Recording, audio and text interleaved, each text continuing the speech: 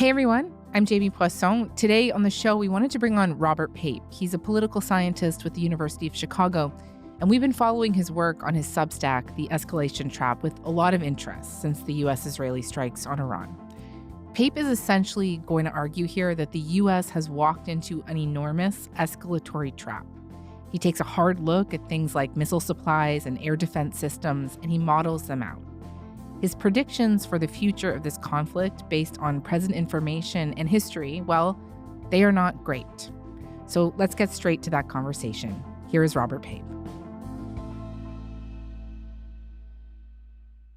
Mr. Pape, thank you very much for being here.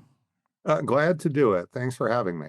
So much of the work and writing you've been doing related to this war in Iran is built around a framework that you have called the escalation trap. What is the escalation trap, and how does it relate to this U.S.-Israeli war in Iran? The escalation trap is a framework that unpacks the stages of escalation in political conflict, and then it applies it specifically to this conflict, which I have called the smart bomb trap. Now, this is stages. So stage one of the smart bomb trap is where the allure, the seduction of the promise of 100% tactical success, that stage one will then soon lead to a stage two recognition of failure to achieve the strategic objective. Mm-hmm. You see, just because you have destroyed the target does not mean you have achieved the actual goal why you wanted to destroy the target. So June last summer, President Trump is very concerned about the nuclear program in Iran. Iran has 1,000 pounds of 60% enriched uranium. Mm-hmm. So he orders the smart bombs to destroy Fordow, Natanz, these large industrial facilities for generating large amounts of enriched uranium. The UN nuclear watchdog saying enrichment facilities in Iran have taken direct military strikes. Joining us now is, I'm so pleased to say, the IAEA Director General Rafael Grossi. I have said that no country in the world is enriching uranium at this level of 60%, which is technically almost equivalent of 90%, which is needed to have a nuclear weapon. Well, we do drop those bombs. They work exactly as the bombs are supposed to work. They hit the targets where they were supposed to hit. There's a problem, though, and that is the enriched uranium. We have no idea where that enriched uranium is. There's satellite imagery that was taken just a couple days before the bombing last June that shows the Iranians may have been taking it out. We have truck visualizations of this. And the fact is, this was always the expectation. This was always what you would expect, which is you would destroy the target, Natanz, Fordow, and have no idea where the enriched uranium is. And that means a year later, or nearly so, you are really worried because maybe they are fashioning that enriched uranium into a bomb. And literally last week, when Steve Witkoff is negotiating with the Iranian negotiators tell him point blank to his face, we have the enriched uranium for 11 nuclear bombs. Almost literally exactly what I just laid out. What are you left with? Stage two, you go for regime change. Because once you fail in stage one strategically, you have very few other options. In fact, trying to change the regime is the only option. And that is where we are today. So now we're stuck in the middle of stage two. Yeah. And now stage two is failing. Yeah. I want to get to stage two, but before I do, can I ask you a question about those remarks that were made to Steve Witkoff that Iran has, all of this enriched uranium? Do you think that they actually do? I certainly think it's more likely than not. Again, I'm following this very, very, very closely and have for 20 years. So it's not like I'm just catching up on this. And the fact of the matter is, we've been able to track the enriched uranium that Iran's been producing since about 2002. We do that with the IAEA, which is the International Atomic Inspectors of the UN. And they have been on-site inspecting until recently the enrichment facilities of Iran as they're enriching uranium they were doing it multiple times a year and publishing giant reports. We had cameras 24/7. We just had an enormous amount of clarity. Well, that is why we have a fairly good estimate. Is it absolutely perfect? No, but it's probably beyond the 95th percentile.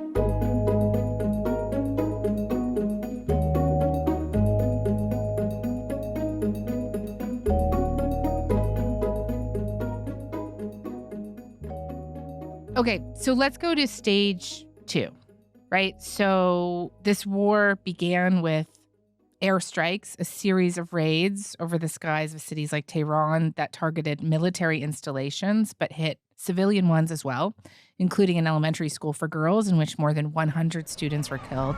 Iranian officials say airstrikes hit an elementary school Saturday, killing more than 160 people, mostly children. What was your initial read on that first volley of missiles by Israel and the U.S.? My initial read is the smart bomb trap is beginning. The stage 2 was actually underway, and that President Trump was up against the weight of history. Because you see, for over 100 years, attacker states have been trying to topple regimes with air power alone. And I've studied all of these cases in detail for many years. And the fact of the matter is, and I'm going to choose my words carefully here, it has never worked. I don't mean it's rarely worked or sometimes yes, sometimes no.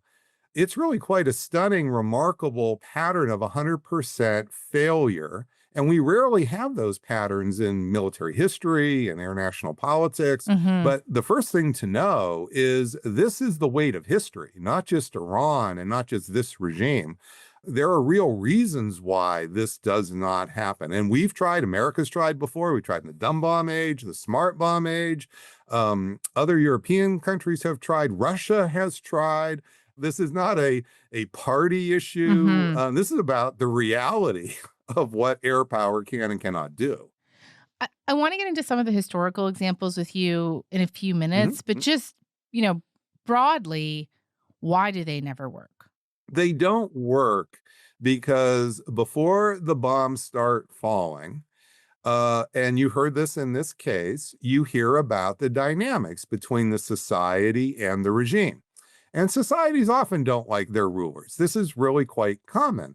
Right now, Donald Trump's got a 38% approval rating. So you could say there's a pretty big gap there between society and our government.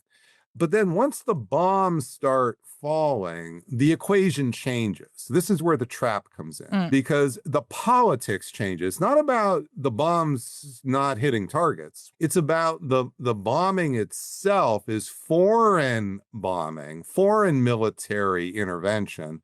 And now you have a 3-actor game where now, in this case, the Americans are saying, we will decide who should be the government of Iran, and we'll just keep killing them until we get the one we want. Well, what that means is that suddenly you now have nationalism infused in the politics of the regime and nationalism infused in the society. Because a society may not like its rulers, that's for sure. But does that mean it really wants America to pick who's going to run the country? And in Iran, we did this before in 1953. There was a democratically popular leader. His name was Mossadegh. We worked with the British and we controlled then parts of the military of Iran. So that's why we were able to have a coup and we installed the Shah of Iran. And so you have a situation where we don't have that control of the military.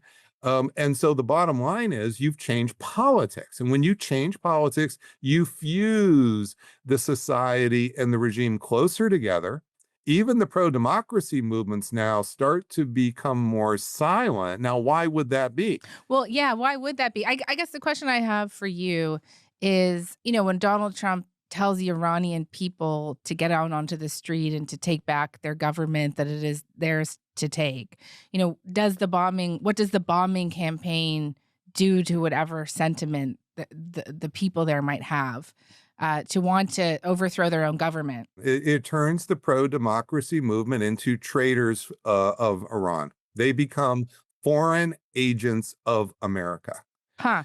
And that's why it often, and this isn't just in this case, this is over and over in history, it usually weakens the pro-democracy movement. Mm-hmm. Donald Trump, 38% approval, there's a gap.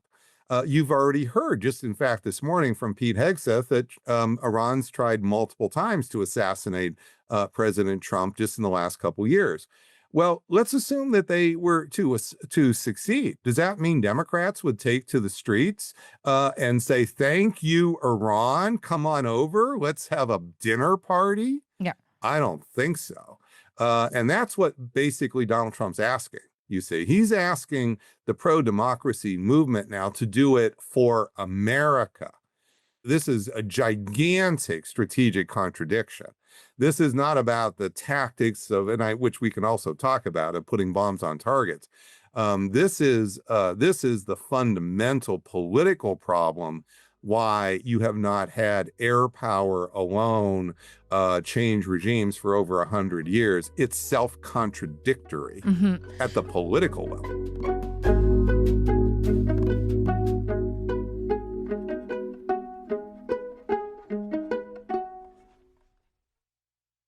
Well, let's talk about the tactics too, a little bit here. Yes. I think maybe you're going to go to the specific kinds of missiles and weapons that are being used. We could do that, but there's a bigger thing first, which is the Iranians clearly expected we were going to do leadership decapitation. And what do? They basically have pre-war plans for decentralizing their command and control or government or regime, whichever term you want to use, are all the same. And what that means is that they become more cellular in structure, and it's overlapping cells. So there is no longer this hierarchy where you lop the head off, the supreme leader is gone, and nothing works.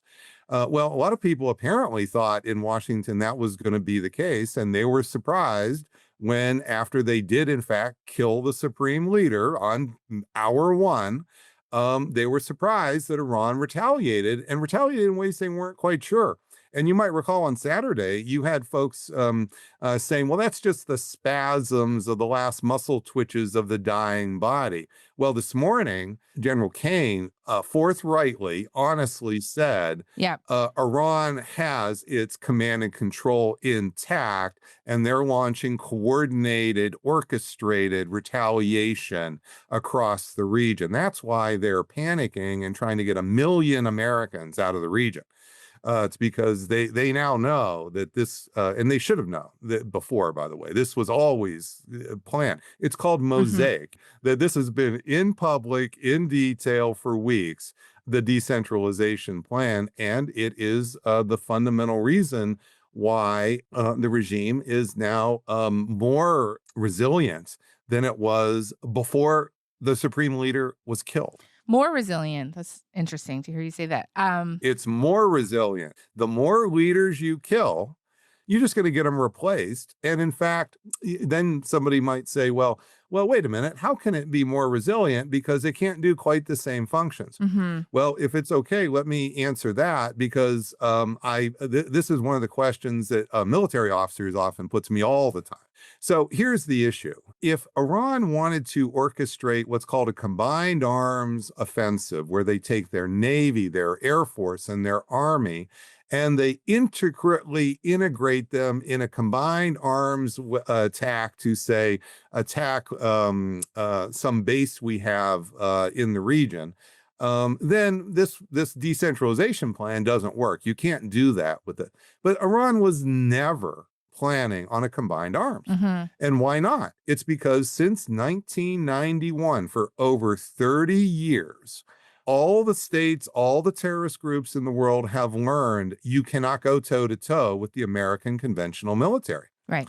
One thing's been missing since 1991, and that is a conventional army up against our military. And there's a reason. They know they will get crushed. And that's why they don't do it. And that's why they fight other ways.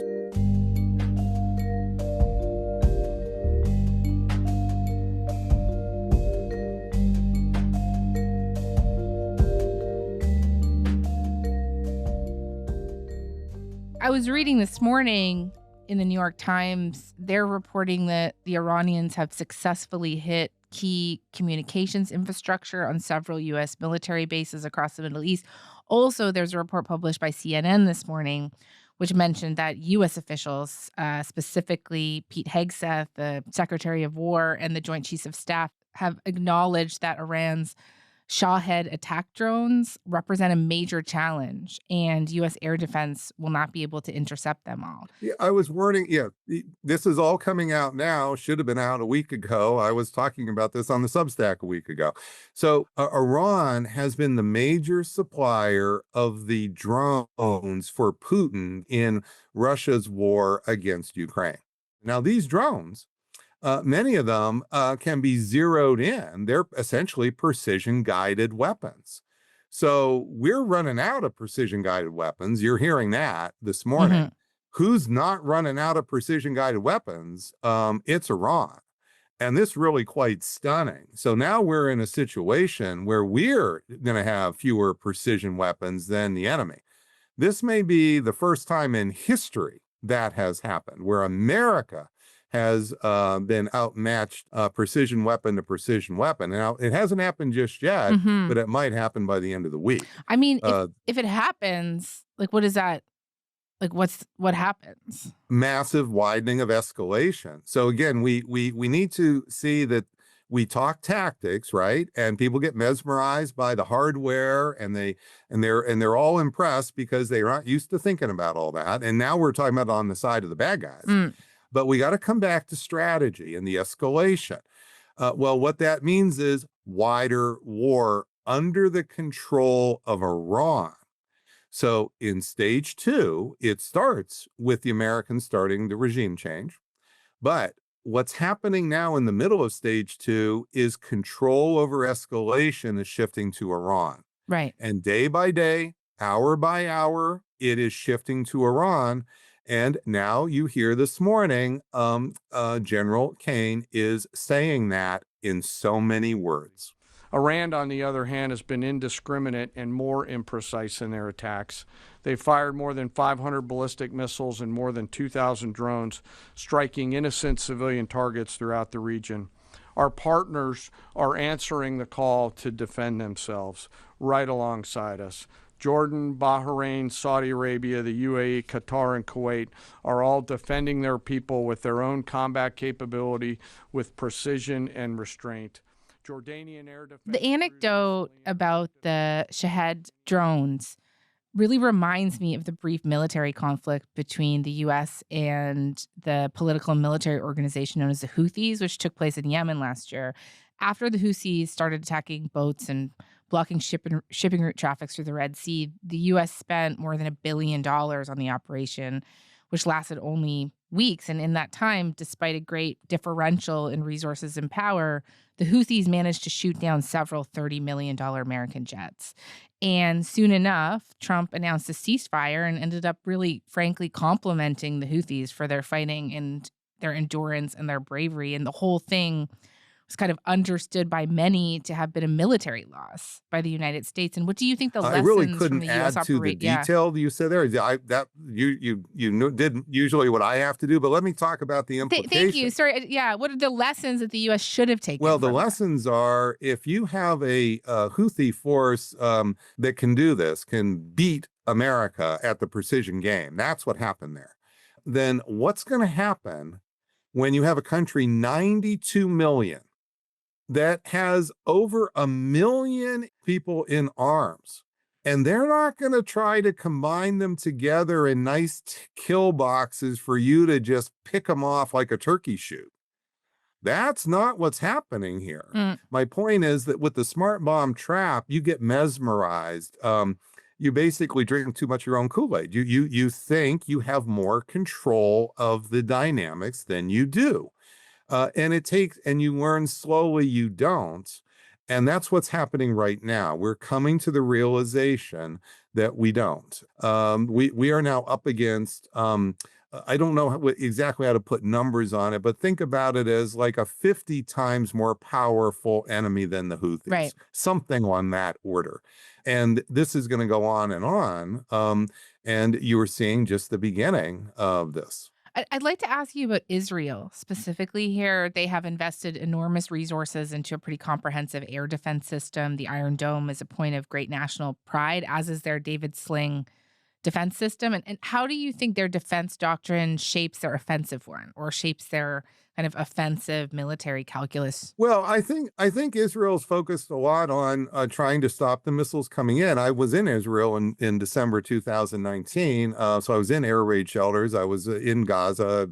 I went up north near the border with Lebanon, so I saw quite a bit of this for myself. And so I think they've actually done quite a good job to the extent you can. And we saw last summer that there are real limits to the Iron Dome.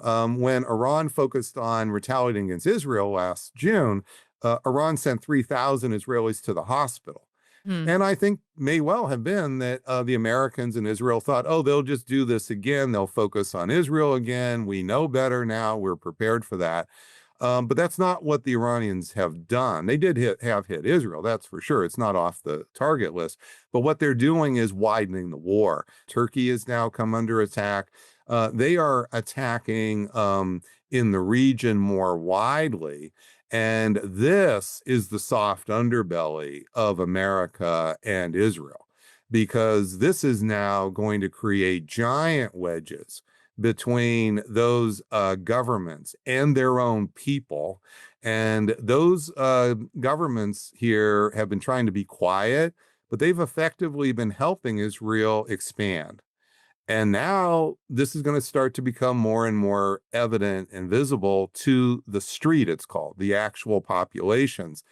This is not going to work out well. The grand strategic problems for Israel are just beginning. Hmm. And this is and Iran is doing that, and they haven't even started with terrorism yet. I mean, just think about all the tools that Iran still hasn't even used. There's many, many more tools to widen this war. And politically, this works against Israel dramatically, because those Arab governments, unless they start to distance themselves from Israel and America, they face the being toppled, they face being assassinated. And I don't just mean by Iran, I mean by their own people.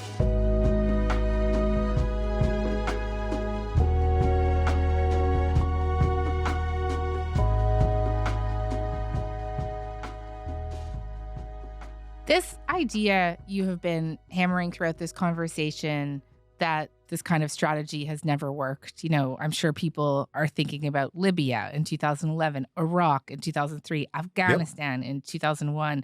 There are dozens and dozens of countries all over the world. Which one? So I'm absolutely, having advised all the way through all of these. So which would you like to choose? Just pick one. I'd like you to choose one. You know, what example? Well, let's start with Libya. You started with Libya. I haven't talked about Libya today, so talked about the others. But let's just pick Libya. People probably remember Obama bombed Libya. What they probably don't either remember or didn't even maybe know at the time is that there was a militant group in arms, think of them as armed terrorist militias, that were toppling the government, that were going against the government. So when by the time Obama bombed a convoy of Gaddafi troops that were heading to what's called Benghazi, what had happened by that point is the Libyan government had disintegrated. Many had left the country. And then that's when the terrorists started to form the militias, and they were forming bigger militias than Gaddafi had left. So this was not from an American perspective, you say, well, that was just American air power. Well, no, there was a civil war underway, and that regime was already disintegrating fast. And then there were essentially militias, little light infantry units that were stronger than the Libyan government. That is the situation there. Now, we did bomb targets, that's for sure. We helped tilt the battlefield, so to speak, toward the militias here. But we actually didn't kill Gaddafi. The Libyans killed Gaddafi. His son, we never did find. We found a few pieces of him, saved Gaddafi. But this was not a case of leadership decapitation. And you can see right away, well, okay, so if you're going to bomb when there's an ongoing civil war, I don't mean there's a pro-democracy group. I mean, there's literally a civil war. Well, you're going to get some different outcomes than where we are right now in Iran. Listening to you today talk about how, there's no historical precedent for success for this kind of strategy. Why do you think they ultimately keep doing it? I mean, you advise these guys in the first Trump administration. Some of them are still around, I guess, but like, why are they doing it? They get they get moved into the seduction of stage one, and they continue to have the illusion of control. Mm-hmm. And this is not an American thing. We could say, well, we Americans, we just don't know enough about history. Or no, that's not it. I've many times with European governments in the region itself, whether that's UAE or this is not the case. This is not about an American failure. I just think it's probably just straightforward human nature. When you see in front of you this unbelievable tool of precision weapons, you right away start thinking about, well, my goodness, if it's got a 5-foot CEP, it's called, sort of distance that, where you aim for, and you have a 5-foot miss, you can kill a leader. You just know that. And you don't need any expert to tell you. Once see those facts, and then once you see it laid out in PowerPoint form, oh my goodness gracious. And I think what it does is it leads to the illusion of control. And then sometimes there are off-ramps we can develop. This case, we've gone pretty far in. This is not there's no golden off-ramp, or else I'd come up with it for the good of the country. This is not the case. We are deep into the smart bomb trap now. We've gone in multiple thresholds here, not just stage one. We're now way into stage two. And this is up against the most dangerous opponent we have ever gone up against in the precision age. And now we're running out of precision bullets. That's really quite stunning. Mr. Pape, that was really nice to hear you kind of end much where you started, although extremely disconcerting. Thank you very much for your time. Absolutely. Thank you very much.